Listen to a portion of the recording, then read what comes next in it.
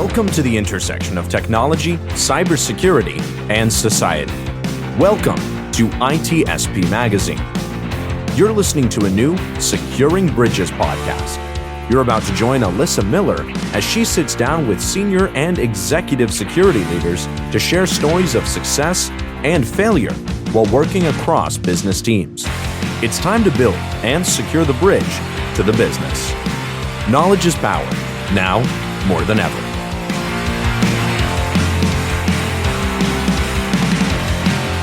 Hey, Securing Bridges faithful, we're back. It's another episode 24 of Securing Bridges.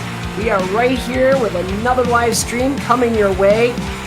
We're digging into what we do every time. We are talking about how do we secure the bridge between us as security professionals and the rest of the business or the rest of the world, the rest of that community around us, those that we serve. How do we connect that security message and help those people who don't eat, sleep, and breathe this every day understand the world of cybersecurity and how they can be more secure in this digital world? So we've had 23 amazing guests, one after the next, and 24 is going to be so cool. I'm actually really excited about this. A little bit of a serendipitous way that this episode came about today, but it's one I've been thinking about for a while. And we're going to dig into the whole idea of like embedded systems. I mean, how many of us drive around in cars or motorcycles or fly in airplanes and never really think about the cybersecurity implications of some of the systems? Well, we're digging into that today because with us today, we have an amazing guest. It's Derrick, or as you may know him from Twitter, or if you're with us on Fancy Fridays, you know him as Can Bust Dutch. Hey, Dutch, how you doing? Hey, I'm doing all right. Awesome. Well, thanks for joining us. First of all, I'm again, I can't say enough of how excited I am for this episode. But let's kick it off just by, why don't you, like we do with every guest, tell us a little bit about yourself, what you do, and then we'll dive in. Yeah, so about half a decade or so, I actually made a huge career pivot from corporate IT into vehicle security. I did it for about 2 to 3 years as a hobbyist. And about 2 years ago, I took up a job in the field and relocated to Motor City to start out my career in vehicle security. And, it's just continued to grow from there with, I never would have imagined when I first looked into trying to hack my motorcycle that I'd be on a podcast here today. But it's been nothing but fun and, nothing but growth ever since. So first of all, I love that. And I'm pumping my fist because it's like so many of us, I think, in this industry kind of started that way. I mean, certainly at age 12, when I was breaking into Prodigy, I definitely did not think someday this was going to be a career for me. But, here we are. It's a career for you. It's a career for me. But so let's kind of dig in. So the name, Can Bust Dutch. Now, people who kind of have gotten into vehicle security in any way, shape, or form. Maybe they've gone to the, car hacking village at one of our friendly hacker conferences or something, may understand that. But can you kind of just start with helping people understand what is this CAN bus, right? I mean, because I don't know that everyone really has a good picture of what CAN bus really means. Yeah. So usually the analogy I use when explaining it to people is if, a lot of non-technical people may have seen the acronyms LAN or WAN, a local area network and a wide area network. CAN is actually just that, an acronym, and it stands for Controller Area Network. So it's a network between microcontrollers and allows them to communicate with each other. And, microcontrollers with the growth of IoT has, expanded substantially. You see CAN bus not only in vehicles, cars, motorcycles, aircrafts, as we mentioned, but you actually also see them in industrial control systems.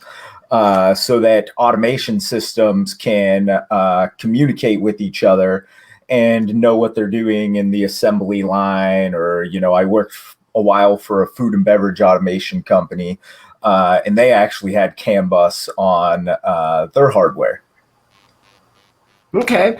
And I mean, near and dear to my heart, two of the ones you mentioned, well, one you mentioned, I'll mention, obviously aircraft, for those who don't know that I'm a student pilot at this point. And so very relieved to know that my poor 1968 Piper Cherokee does not have any microcontrollers or CAN bus. So I guess, from that perspective, we'll get into there's already a question we'll get to in a minute about that. But, the other one that has come up here in Wisconsin, because I don't know if they're officially Wisconsin based anymore or what, but they've got a big plant here, is farm equipment, and John Deere in particular.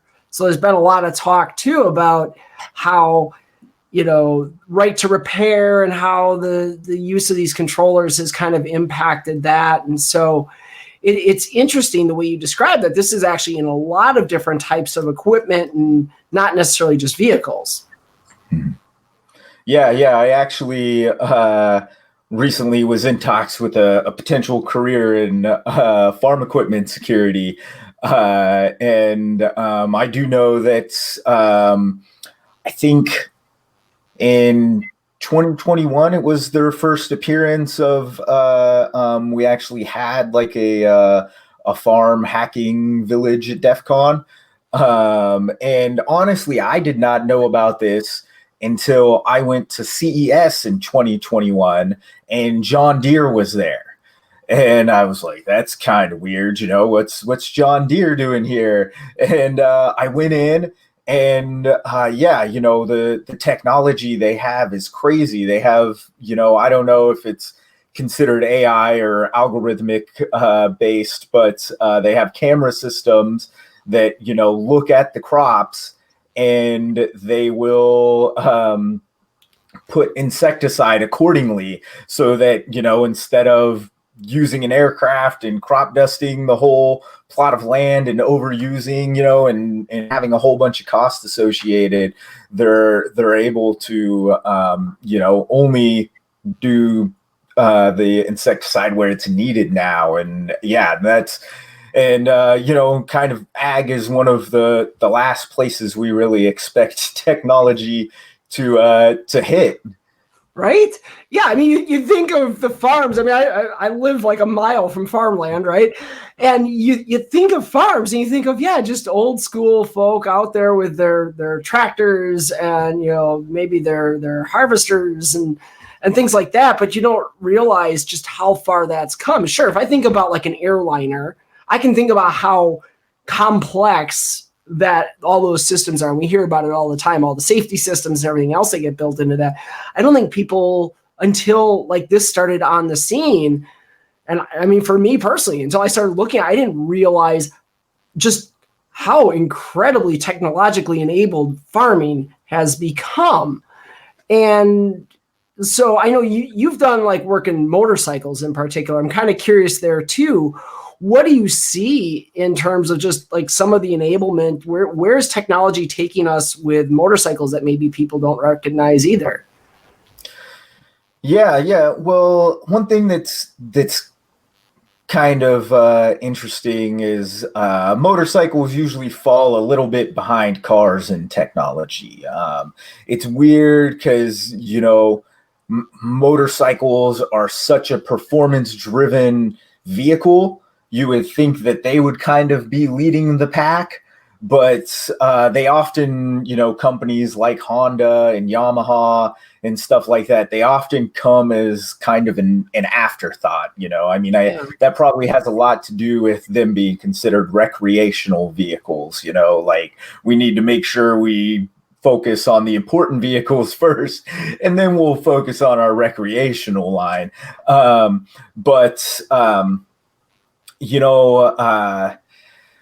don't know, like, there's, I I think one of the most helpful things with motorcycles, aside from the very intelligent ABS and traction control systems that have came to be over the years, is probably also the adaptive suspension. There's under hard braking and stuff like that, your recoil and rebound and stuff is different. And it's crazy, it goes from motorcycles at one point having, I think in 2003, the first motorcycle to come out to have a controller area network was the Ducati 749. And most people don't even consider it like the first one to have it, because all it had was the dash, the engine controller, and then I think an alarm system. It only had 3 things on it. And now, you look at a motorcycle and it will have anywhere from 5 to 10 controllers on it for ABS, traction control, the adaptive suspension, the engine controller, the dash, and it might even have its own controller for the accelerometer and the tilt sensor and stuff like that. Like kind of bikes like BMWs and Honda Goldwings have full-blown body controllers sometimes to manage their their heated seats and their sound system and everything like that. Which is, even this is incredible to me. And, so I used to own a Harley. I had a 2001 Dyna Super Glide. And it was cool. But again, there was nothing like all of this. It didn't have ABS. Definitely did not have it. It was cool because I could manually set a lot of the suspension components, with combinations of air and oil and all that kind of craziness. It was great. But to think about computers doing that real time, or at least control systems, which I guess are computers at the end of the day, and this is where I think people don't really understand just how automated some of these cars really have gotten. We all kind of look at it and we say, wow, there's a lot of computer screens in my car.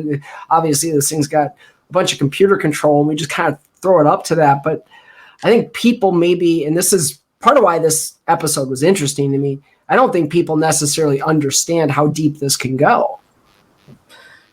Yeah. There's, I think, from what I've seen, there's a pretty huge gap. I think one thing I get a lot, when people are like, oh, what do you do? And I tell them I'm in vehicle security. Vehicle cybersecurity, I should say. I get an eye roll a lot, because it's like, oh man, these viruses and hackers can attack anything now. And, and then they just are like, well, computers are in everything nowadays. And, I think there's a large gap there between people who do understand that there's a cybersecurity aspect and the full-blown cybersecurity professional. A lot of people too who are like, oh yeah, there's vehicle security, really just think of it as key fob. They saw on the news how like people were replicating key fobs and stealing cars or something like that, and they're like, oh yeah, is that what you do?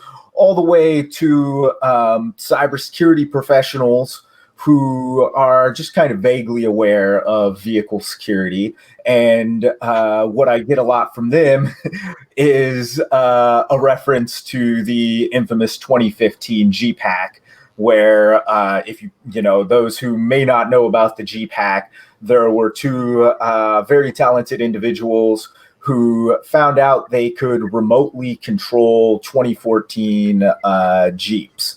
And, there's a big gap between replicating a key fob and taking control of a vehicle over the internet. The idea is bridging that gap. helping people understand all that's in between and all that goes in to get from something as simple as replicating a key fob to something as complex as hacking a car over the internet. So James actually kind of brought up an interesting point. And I know, Frank, you've got a question out here. I'm getting to you, Frank. We will get back to that question in a minute. But, James brings up an interesting point. The performance circuit, do you even know? I mean, is it the performance circuit that kind of drives some of this? So like MotoGP or, any of those? Or is it consumer markets where things like, emissions and whatever are kind of driving this? Yeah, I think it's probably while the engine platforms and stuff like that are definitely derived from MotoGP. We all see the V4 engine now in the Ducati Panigale that was used in the Ducati Desmosedici MotoGP bike for decades. So, of course, on the mechanical side, that's huge. But I honestly feel like, kind of like mentioned earlier, that a lot of these electronics are kind of an afterthought for companies like Honda. They make millions and millions of vehicle sales. And and then that kind of bleeds over. I think one aspect I've kind of seen that in is that companies who do not use seasoned electronic system in their recreational vehicles actually often do not have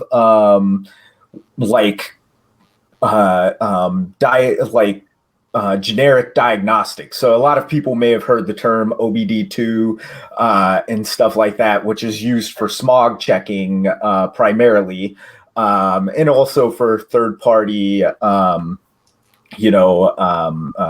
mechanic shops and stuff like that. So you aren't forced to go to the dealer every single time. But what's interesting is that bikes that are not like BMW and Honda, that do not have, a vehicle lineage where these OBD2 requirements are required, or do not use, a platform like Bosch or, any of the other large vehicle controller like Continental and stuff like that, they don't have these diagnostics. They're like, we don't need those, we're just going to have our factory diagnostics stuff. And that's what kind of gives me the idea that this is getting bled over from, the consumer car world versus like the actual performance end of things like MotoGP. Well, and that's one of the cool things with CAN bus, right? I mean, you can kind of just keep building on it because it's like you said, it's basically a network of its own. And so that's kind of why I was wondering if maybe it's more consumer driving. You mentioned seat heaters and things like that on, and different comfort aspects on some of these bigger bikes, for instance. And that's why it's so important though, too, to understand as a consumer, and, kind of wrapping this back to the whole securing bridges side of things, as a consumer, you're buying, you want all these cool features and stuff. I mean, look how many people are bragging about all the different cool things their Teslas can do and whatever. And it's like, yeah, but understand how that all gets implemented is, this really interesting thing, these connected cars now. And it brings up things like you mentioned, the G-Pack. So with that in mind, I guess I want to address Frank's question now. It seems like a good time. What are the scary things that you find in bikes and cars when you're looking at some of these systems? I mean, what really does this start to turn into besides, hey, we can take control of your car over the internet? Yeah. I think the scariest thing I've experienced, it's probably not like a scary thing for the general public, but it's just kind of a funny story. What happened to me is one time I was fuzzing the CAN bus network in a vehicle. For those who don't know, fuzzing is just kind of sending random rogue data across the network for all the controllers to see and read, to see how they react. And the car phoned OnStar. And I was scared, and the person on the other line was like, "Hello, we got notification that the vehicle was in a catastrophic accident. Are you okay?" And Oh no. and I'm frightened. I'm like, "What do I do?" So I don't. I wonder if the guy on the other end thought I was being held hostage and did it or something, because I'm like, no, I'm fine. Like, and they're like, "Are you sure? Do you need any help?" And I'm just like, no, it was an accident. I'm sorry. And yeah, and I think back and I'm like, man, I wonder if that guy thought I was getting kidnapped because of the way I sounded, and I was like, no, I did it on accident. But Yeah, how do you explain I did this on accident? I accidentally triggered this. No, the car's totally fine. Yeah, and so that was definitely the most frightening thing for me. But one of the other things I've seen, there was a vehicle. I can't go into too many details about make and model, of course, and stuff like that. Sure, right. But there was a vehicle who I was able to control the steering wheel through the OBD2 sensor.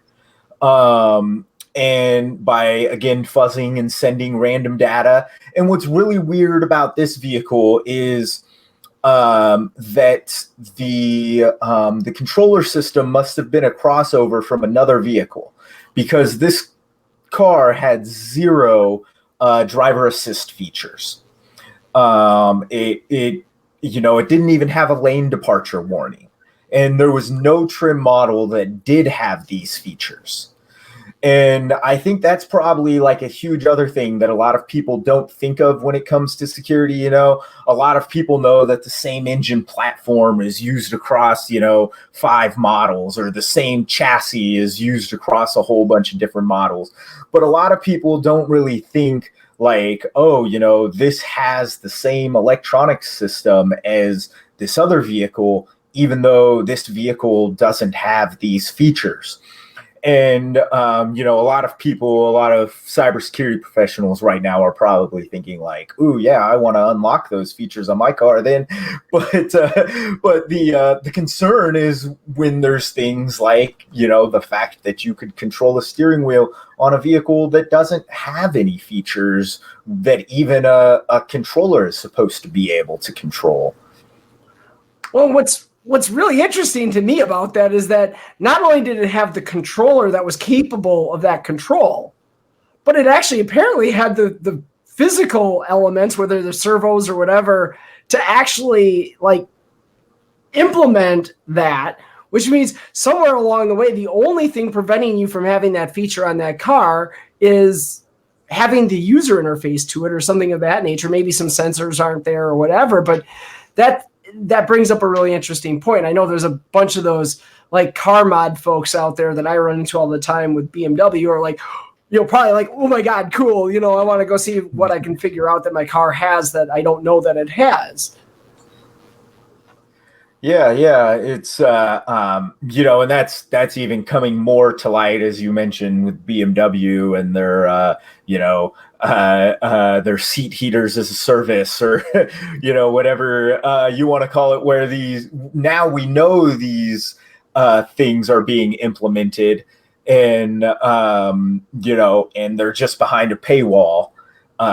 So yeah, that's definitely kind of a car hacker's dream right there, is for you to tell me these things are there and challenge me to to get access to them. But as you mentioned, like the only thing really holding an attacker back in that realm is what I mention a lot is that for decades, vehicles' security platform has been physical access. For the attack we just mentioned, you need to first break into the car, and then you need to plug something at least into the OBD2 port. But as cars begin to come online and have more wireless capabilities, such as, like 90% of vehicles nowadays have Bluetooth connectivity. A lot of them still don't have, internet capability and always connected and stuff like that. But I'd say 99% of vehicles have a Bluetooth connection, which, physical access. If there's a Bluetooth exploit out there, then you don't need physical access. There was actually a Bluetooth exploit, I believe, to one of my bikes, and my bike was I purchased it kind of late in the life of the bike, so I think it was already updated, but they were actually updating the bikes when you would bring them in for their service, which is actually kind of another kind of topic in and of itself is over-the-air updates. Like when we turn on our computer, we're always connected. It's always connected. Same thing with our phone. We're like, oh, there's an update. Click.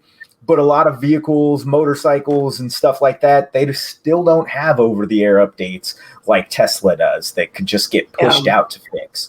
So the idea that people have to go to their local dealer and, stuff like that, it's actually holding people back. I mean, cybersecurity professionals that are watching this probably know well and dear how bad people are at even updating their computer or phone, and stuff like that, and the dangers it plays. But imagine if somebody had to take the time out of their day to go to a dealership to update their computer, how far back that would hold them from updating things.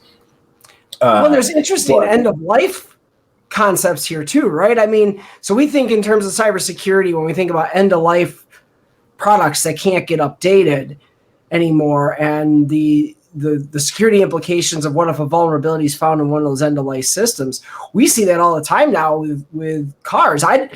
So true story. The BMW I own now is the first car I've owned that is connected car with a bunch of the really cool features like what we're talking about here, including the Bluetooth connectivity, internet connectivity, and over-the-air updates. But I know one of the big things for me was a year ago, I had to go research the serial number on my in-car system, the entertainment system that has all the other stuff, because, guess what? Some of them don't support 4G, and 3G networks are going away. And so BMW has stopped updating those. There's no update available. So if you got one of these things, whatever's in that car at the moment is all you got, and you're not getting anything more. And so that was eye-opening to me, because it's like, okay, now wait, all these people, we're used to, people driving around in 1960s, muscle cars and stuff, right? These cars stay on the road forever if you take care of them and do all the things. Now we're getting to the point where there's truly planned obsolescence in cars. Yeah, it's interesting. It's like I've seen where vehicles needed updates for more than just standard security purposes too. The first bike I ever owned had to be there was actually a recall on it because the fuel injection was so bad, and it had to be reflashed with a new tune. All of the bikes did. And so imagine something like that happening, or you could go into it's it's definitely something that hasn't really been considered. That the technology in your car could reach end of life, and you're just kind of stuck. It like a lot of sooner or later. I remember the place I see the most end of life computers are actually in CNC shops, Okay. because Yeah.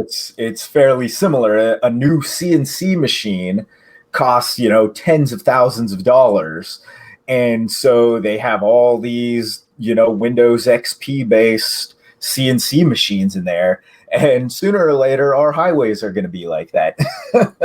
And that's Because yeah, and that's what's scary, is yeah. So I will dive into the whole ICS conversation that kind of kicks off in a second. But I do want to get Frank's other question here because I'm actually kind of curious too, to see if you know this. I'm not even sure, but with like these OnStar and all the roadside assistance tools, are they leveraging just cellular phone technology, or is it more that it's IP based over the data connection, or how do these look? Do you know? yeah, most of the ones that I have seen are like low bandwidth cellular packages that people get. Like if you've shopped around ever for like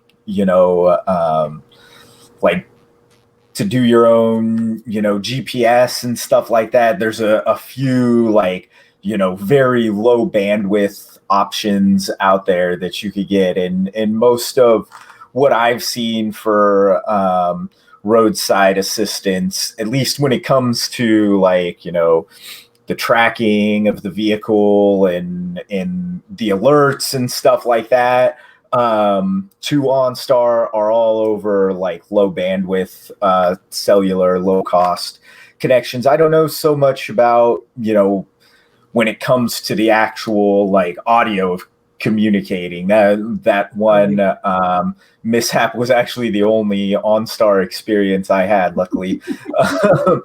But I'd imagine for something like an actual like audio voice connection, you need something a bit more high bandwidth. Most of what I've seen is via cellular right now. Okay. So going back then, I mean, you mentioned like the CNC machines, and that's, that's the type of concept we think about when we think about any form of ICS, right? It's, a lot of these systems, people buying these big industrial control systems, whatever they are, they're used to those things lasting 10, 12, 15 years or more. I mean, you can walk into factories and stuff and you're going to see factory equipment that has been there for 2 decades. And so now, again, where we start to build in things like controllers that run Windows XP, there doesn't seem to be a good marketplace for, I guess it would almost be like making those universal or something where like you could actually maybe upgrade the controller without having to upgrade the whole machine. Or would that even make sense? Would people even bother? Because it works fine now. Why would I, spend $20,000 to put a new controller on a $2 million CNC machine that works? Yeah. I don't really know much there. I mean, I know that as we've all seen, if we've ever looked into our own car, in the automotive industry at least, because I've never really ripped apart and looked at the internals of a CNC machine, but in the automotive industry. Yeah, we know that automotive companies will sometimes do their best to monetize situations, and you could have 2 of the exact same controllers that just have different housing on them, so that way like people can't just go buy like a Honda Civic controller and put it in their Honda Accord. They like I myself don't see the car companies being nice enough to be like, oh yeah, come in and get a new controller put on your car and extend its life. But I mean, who knows? Maybe this is a platform for a third party company to do. Like, as we all know, third party engine controller manufacturers have been huge since electronic fuel injection came to be. And so, maybe in the future we'll see where, the body control modules, you could go in and buy a new one. I mean, we kind of already seen that with infotainment centers. Infotainment systems, where you could go and get a whole new infotainment system, get an aftermarket Android Auto system put in your car and stuff like that. And maybe we'll see that more with things like body controllers and all types of weird things where, these third-party companies are coming out and being like, upgrade your car, is your car manufactured between these years? Your controller reached end of life and there's a security threat. That would be a really interesting market to see come to birth, and would even expand, vehicle security even more. When you have these third-party companies that want their stuff pin tested, or maybe they don't, and they're releasing a whole bunch of vulnerable controllers. But which, unfortunately, from past experience, is probably what would end up happening. But yeah, who knows? Maybe not. But no, it's an interesting concept, because even back to what you were talking about before, again, with being able to control the steering wheel via, whatever system that had at least certain components in place. And I'm sure that automakers do that because it's probably like the same, I don't know if it's rack and pinion or what that they're using, but, it's the same components. It's easier to have, you get easier and cheaper. You have the economies of scale if you buy that same steering column or rack, whatever it is that goes in there that has all those elements already in it. Well, it's a lot easier just to do it the same every time, because then you only need one assembly line section for that piece. And so it is interesting to think about, well, how could a third party start to take advantage of that? I mean, I've got the cool little iCarly thing, which first of all, the name makes me laugh because my kids watched that show on Nickelodeon. But, I've got that for my car, and the things that it'll let me do, and things that it'll let me do that BMW would not be happy about. Things that will let me do that I found out I definitely don't want to do because BMW finance will take my car away from me, but that's another story. But yeah, I did not do that, but I researched and found out that would be bad. But yeah, I mean, so there's been, like you said, that kind of market in that space. So I'm kind of curious, where it's a really neat idea. I'm kind of interested in where that might end up taking us in the future. Yeah. I mean, it's something I hadn't really thought about until just now either. There are, as smaller companies, continue to manufacture things on a global scale, at least, from what I've seen, it does kind of pose a larger vulnerability threat, versus, these huge companies like Continental and Bosch and stuff like that, that have a much larger reputation, a much larger workforce to make sure that everything that's going out is secure and stuff like that. But when you get these smaller companies out here, manufacturing controllers that may not have the funds to do third-party pen testing, as we've seen, that definitely poses a much larger threat. I mean, like, who knows? I mean, while aftermarket electronic fuel injection systems are very, very popular, I think they aren't necessarily that large of a threat, on something that could be considered a global scale, or it's definitely, but it's a niche market for sure. Yeah, the individual threat is definitely there. Like when I went to DEF CON in 2021, and I had a motorcycle there to talk about. One thing I talked about a lot is that's huge with motorcycles and stuff is the tuners. Nearly every person who owns a motorcycle, at some point in time has looked into tuning it, has maybe even flashed a new tune to the controller. And a lot of these folks, do it with a tablet, and they plug in an aftermarket Bluetooth Wi-Fi device, and they, connect to it with their tablet or laptop, and they flash a new tune. And these people aren't really thinking in the realms of security. And after they're done, they're just excited, and they throw their laptop or tablet in their backpack.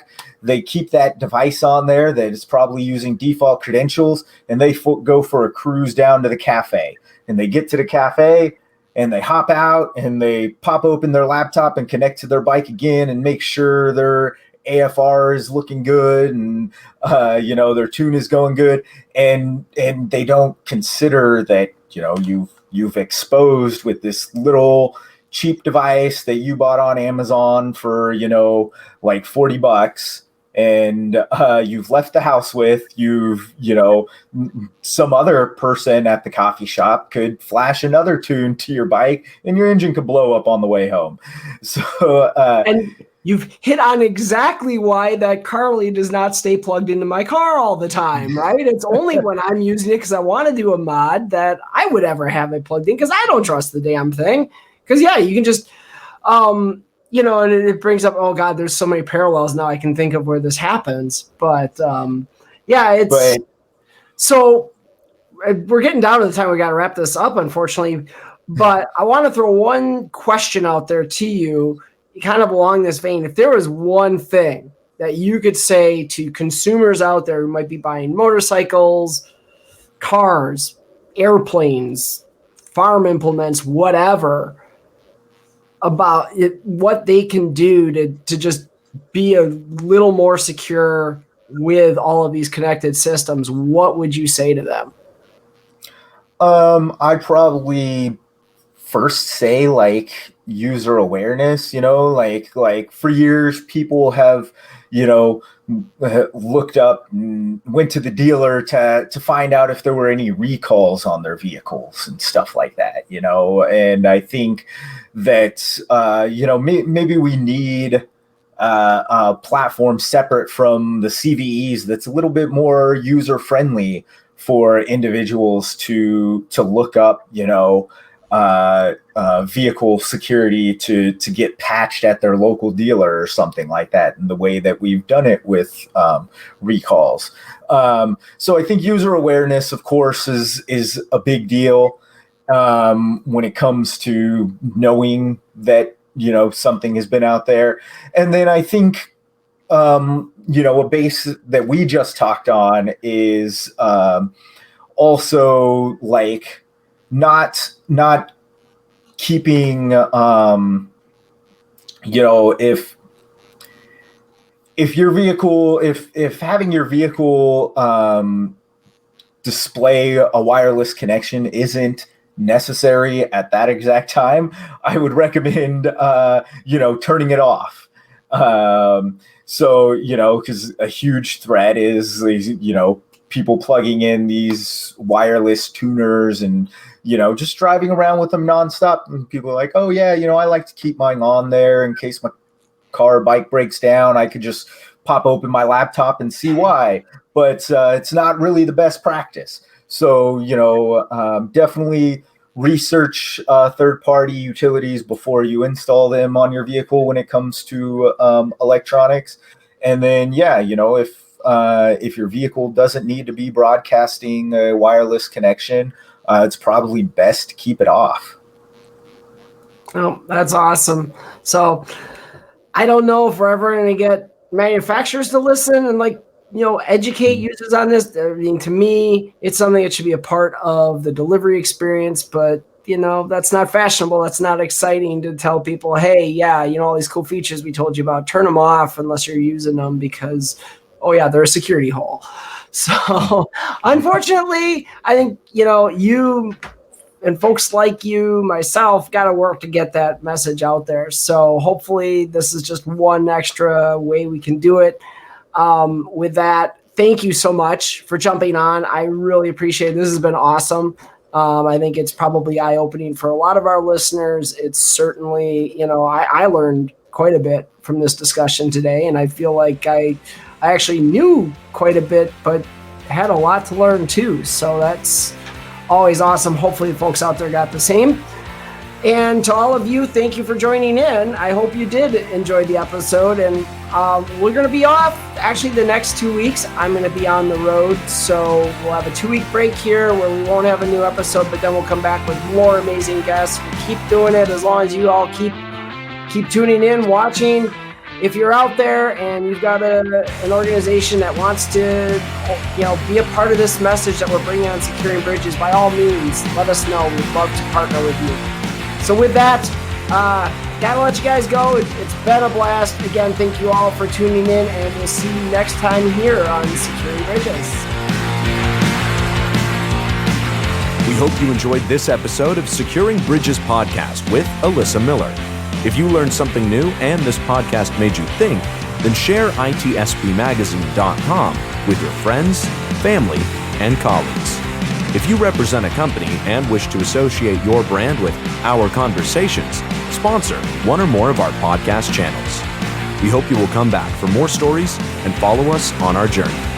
You can always find us at the intersection of technology, cybersecurity, and society.